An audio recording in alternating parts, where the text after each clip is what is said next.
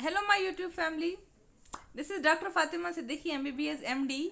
तो आज के मेरा वीडियो में मैं किडनी की जो डिजीज़ होती है, क्रॉनिक किडनी डिजीज़, और इसमें अलग अलग स्टेजेस होते हैं किडनी डिजीज़ के, तो उस वक्त किस तरह की आपको फूड लेना है, न्यूट्रिशन बहुत ज़रूरी होता है, उस बारे में मैं आपको बताने वाली हूँ। तो किडनी जो है ये एक ऐसा ऑर्गन होता है जो हमारी टम्मी में होता है। ये दो होते हैं। और किडनी का क्या काम होता है, ये ब्लड को फिल्टर करती है, यानी ब्लड को फिल्टर करती है और ब्लड को साफ रखती है। तो ये वेस्ट प्रोडक्ट्स जो होते हैं हमारे ब्लड में, उसको यूरिन की शक्ल में बाहर खारिज कर देती है, सीक्रेट कर देती है, और जो यूज़फुल और गुड सब्सटेंसेस होते हैं जैसे ग्लूकोज, न्यूट्रिएंट्स वगैरह, उसको ये फिर से एब्जॉर्ब कर लेती है, जज्ब कर लेती है और खून को साफ करती है, फिल्टर करती है। तो किडनी की जो फंक्शंस बहुत इम्पॉर्टेंट है।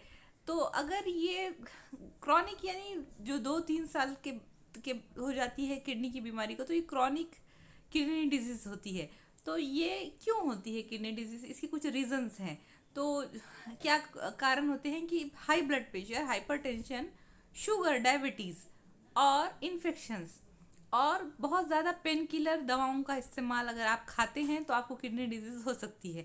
बहुत ज़्यादा प्रोटीन, बहुत ज़्यादा मटन खाने वाले लोगों को भी किडनी डिजीज़ होती है। तो हाँ, अलग, लेकिन जैसे ही पता चलता है कि किडनी में कोई प्रॉब्लम है, लोग बिल्कुल प्रोटीन खाना छोड़ देते हैं, बिल्कुल भी इलेक्ट्रोलाइट्स खाना जैसे कि सोडियम, पोटाशियम वगैरह होते हैं, इसे लेना बंद कर देते हैं, पानी लेना बंद कर देते हैं। ये इस तरह नहीं होता है, गलत है ये चीज़। ये बहुत बड़ा मिथ है जिसको मैं आज ख़त्म करने वाली हूँ। क्योंकि अलग अलग स्टेजेस होते हैं किडनी डिजीज़ के। तो इसी में जो है अलग अलग किस्म की हमको न्यूट्रिशन लेना है अलग अलग स्टेज पे। क्योंकि जो दूसरे ऑर्गन्स होते हैं जैसे कि लीवर, अगर इसको डैमेज हो या ये इसको कुछ नुकसान हो, तो लीवर रीग्रो हो सकता है। ये अपने फिर से बड़ा होता है और फिर से अपने जो नुकसान को पूरा कर सकता है। लेकिन किडनी और ब्रेन, ये दो ऐसे ऑर्गन्स हैं जिसकी रीग्रो की कैपेसिटी, यानी फिर से अपने आप को ठीक करने की कैपेसिटी बहुत कम होती है। तो ऐसे वक्त में हमें बहुत सही न्यूट्रिशन, बहुत ज़्यादा अच्छा सही फूड लेना ज़रूरी होता है अलग अलग स्टेजेस में किडनी डिजीज़ के, क्रॉनिक किडनी डिजीज़ के। तो ये है कि सबसे पहले तो ये है पता होना चाहिए आपको कि क्या कारण होते हैं। हाई ब्लड प्रेशर, क्योंकि जो हमारा खून की नालियाँ होती हैं जो किडनी को खून लेकर जाती हैं, ब्लड वेसल्स, उनमें जब खराबी आ जाती है तो किडनी में भी खराबी आ जाती है। तो हाई ब्लड प्रेशर में जो ये खून की नालियाँ होती हैं, ब्लड वेसल्स, माइक्रो सर्कुलेशन जिसे कहते हैं, इसमें ये स्टिफनेस आ जाती है। तो ये जो नालियों की लचक, इलास्टिसिटी ख़त्म हो जाती है, जिसकी वजह से किडनी को बराबर ब्लड सप्लाई नहीं मिलती है और आखिर में ये ख़राब हो जाती है। ये एक कारण है। इसलिए अपना ब्लड प्रेशर आपको नॉर्मल रखना है, और उसके लिए आपको एक्सरसाइज करना है, अपना वेट कम करना है। तो वेट कम करने के लिए किस किस तरह से करना चाहिए, इसके बारे में भी मैंने वीडियोस बनाए हैं, उसका लिंक मैं डिस्क्रिप्शन बॉक्स में दे रही हूँ। इसके अलावा आपको अपनी शुगर को भी कंट्रोल में रखना है, डायबिटीज़ को, क्योंकि जब शुगर बढ़ती है तो प्लग्स बनते हैं, और ये प्लग्स जाकर सर्कुलेशन, ब्लड सर्कुलेशन रोक देते हैं किडनी को, और ये उसकी जो किडनी की जो ब्लड वेसल्स में भी ख़राबी आ जाती है, जिसकी वजह से भी किडनी ख़राब होती है। तो इसलिए शुगर को भी कंट्रोल में रखना ज़रूरी है। उसके लिए आप इंटरमिटेंट फास्टिंग कर सकते हैं, और इस पर भी मैं आगे वीडियो बनाऊंगी। तो प्लीज़ सब्सक्राइब माय चैनल। अब मैं आपको बताने वाली हूँ कि किडनी की डिजीज़ को किस तरह से डायग्नोस किया जाए, किस तरह से पता किया जाए। क्योंकि इस किडनी डिजीज़ के जो शुरू के स्टेजेस होते हैं, अर्ली स्टेजेस, इसमें कोई सिम्टम्स नहीं ज़ाहिर होते, पता ही नहीं चलता कि किडनी ख़राब हो चुकी है।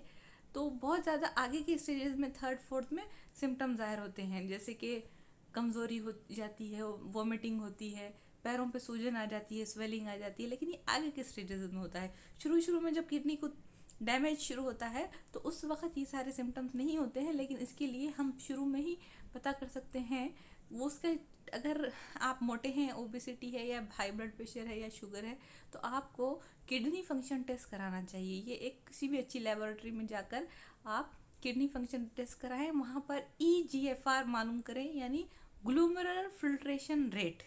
तो ये EGFR जो होता है, उससे पता चलता है कि किडनी की फिल्ट्रेशन पावर, फिल्ट्रेशन कैपेसिटी की कैसी है, नॉर्मल है या नहीं है। GFR ये है किडनी का फिल्ट्रेशन पावर कैसा है, उसकी काम करने की कैपेसिटी कैसी है, ये उससे पता चलता है। तो आपको सबसे पहले तो उसकी डायग्नोस करना चाहिए कि किडनी डिजीज़ तो मैं अब आपको बताऊंगी कि क्रॉनिक किडनी डिजीज़ के किडनी की बीमारी के 5 स्टेजेस होते हैं और हर स्टेज में आपको अलग किस्म की ग़िज़ा लेना है, अलग किस्म की आपको फूड लेना है, खाना लेना है। तो पहला स्टेज तो ये होता है कि ये जी एफ आर की जो आपकी वैल्यू आती है उसके बेसिस पे 5 स्टेजेस में किडनी डिजीज़ को डिवाइड किया गया है। तो पहला स्टेज जो होता है ऑलमोस्ट नॉर्मल ही होता है और इसमें GFR 90 से ज़्यादा होता है। तो इसमें आपको कोई मॉडिफिकेशन की ज़रूरत नहीं है, ये ऑलमोस्ट नॉर्मल है। तो बस आप अगर ओबेज हैं यानी मोटे हैं या आपको डायबिटीज़ है या आपको हाइपरटेंशन है तो इसको आपको कंट्रोल करना है। अपनी फूड में आपको कार्बोहाइड्रेट और शुगर्स को कम कर देना है। बाकी आप सब चीज़ नॉर्मल रखें और अपने वेट को रिड्यूस करें और इंटरमिटेंट फास्टिंग से भी आप हेल्प लें ताकि आपकी वेट कंट्रोल हो। ये हुआ पहला स्टेज। अब सेकेंड स्टेज ऑफ जो क्रॉनिक किडनी डिजीज़ का होता है उसमें GFR जो है 60 से 90 के बीच में होता है, यानी ये 90 से कम हो जाता है लेकिन 60 से ज़्यादा होता है। ये सेकेंड स्टेज है किडनी डिजीज़ का, यानी आपकी किडनी को नुकसान पहुंचना शुरू हो चुका है, किडनी ख़राब होना शुरू हो चुकी है। इस वक्त आपको अपना कार्बोहाइड्रेट, शुगर, मीठी चीज़ों का सेवन दिन में 100 ग्राम से कम कर देना है।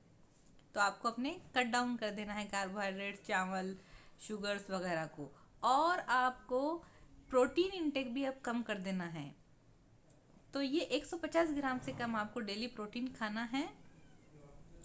और सेकेंड चीज़ पहली चीज़ तो शुगर कम खाना है, कार्बोहाइड्रेट 100 ग्राम से कम खाना है और 150 ग्राम से कम आपको प्रोटीन्स लेना है।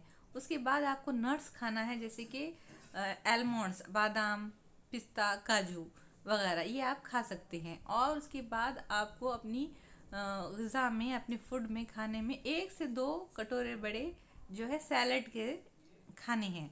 और उसकी 5वीं चीज़ ये है कि आपको एक्सरसाइज, रनिंग, वॉकिंग शुरू करना है। ये है आपका सेकेंड स्टेज। अब मैं आपको बताऊंगी थर्ड स्टेज के बारे में। तो थर्ड स्टेज में जो GFR होता है 30 to 60 होता है और फोर्थ स्टेज में GFR जो है 30 to 15 होता है। तो थर्ड स्टेज में ये 60 से कम लेकिन 30 से ज़्यादा होता है GFR। तो थर्ड और फोर्थ स्टेज ये बड़ी ही डेंजर स्टेजेस होते हैं, क्योंकि इसमें आपकी किडनी को काफ़ी हद तक ख़राब हो चुकी है और ये अपना काम बराबर नहीं कर रही है।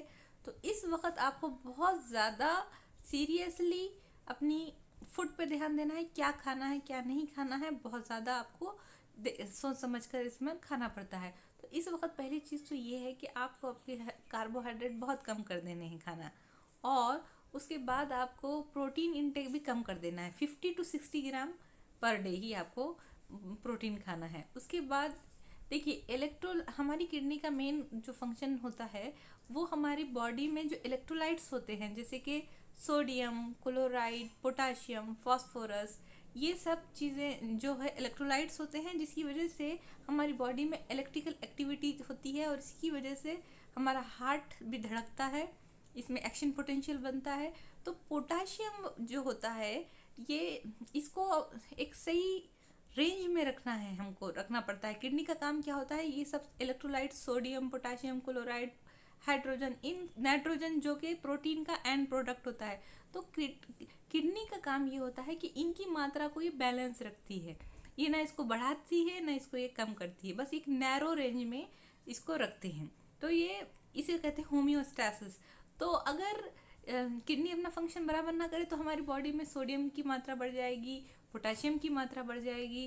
Quantity of potassium and sodium, these are very important and they. तो हमारा जो हार्ट होता है ये पोटाशियम की कॉन्सेंट्रेशन के लिए बहुत ज़्यादा सेंसिटिव होता है। तो अगर पोटाशियम का कॉन्सेंट्रेशन सही ना हो तो हमारा हार्ट अरेस्ट हो सकता है, हार्ट की इलेक्ट्रिकल एक्टिविटी चेंज होकर हार्ट अपना काम करना बंद कर सकता है। तो किडनी अगर ख़राब हो गई तो उसकी वजह से हार्ट पर भी असर होता है। तो आपको इस वक्त बहुत सही मात्रा में सोडियम, पोटाशियम लेना है। तो पोटाशियम का एक अच्छा सोर्स होता है एप्पल। तो आप एप्पल खा सकते हैं थर्ड और फोर्थ स्टेज ऑफ किडनी में।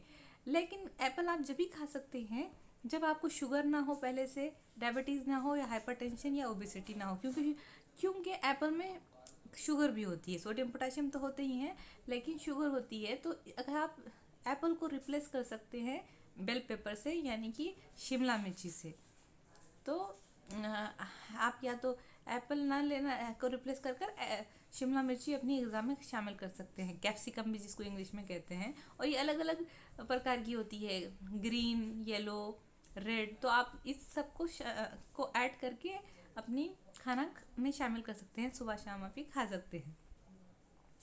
थर्ड चीज़ जो आप अपनी फूड में खा सकते हैं वो है रसबेरीज, क्योंकि इसमें भी सोडियम पोटेशियम फास्फोरस का कॉन्सेंट्रेशन बहुत सही होता है और इलेक्ट्रोलाइट बैलेंस आपका सही रहेगा। और रसबेरीज के साथ साथ आप खा सकते हैं कॉलीफ्लावर, क्योंकि इसमें भी सोडियम पोटेशियम का कॉन्सेंट्रेशन बहुत सही होता है। और कॉलीफ्लावर यानी बंद गोभी, इसको आप सुबह शाम पकाकर खा सकते हैं। और उसके बाद कॉलीफ्लावर, पत्ता गोभी, तो पत्ता गोभी जो होती है उसको भी आप पकाकर सुबह शाम अपनी ग़िज़ा में खाइए, उससे भी, उसमें भी सोडियम पोटेशियम फास्फोरस कॉन्सेंट्रेशन बिल्कुल सही होता है। इसके बाद नेक्स्ट है ओनियन। ओनियन में भी इलेक्ट्रोलाइट, सोडियम पोटेशियम फास्फोरस जो बहुत इंपॉर्टेंट होते हैं किडनी फंक्शन के लिए, किडनी की हेल्थ के लिए, किडनी को लॉन्ग ड्यूरेशन के लिए हेल्थी रखने के लिए। तो आप ओनियन का इस्तेमाल भी करिए सुबह शाम, या तो आप उसको सैलेड के तौर पर खा सकते हैं या कॉलीफ्लावर, पत्ता गोभी या बंद गोभी के साथ मिक्स कर पकाकर खा सकते हैं। नेक्स्ट चीज़ जो आप खा सकते हैं लेट्यूस, ग्रीन लीफ जो होते हैं, ये आप अपनी ग़िज़ा में शामिल कर सकते हैं। और इसके अलावा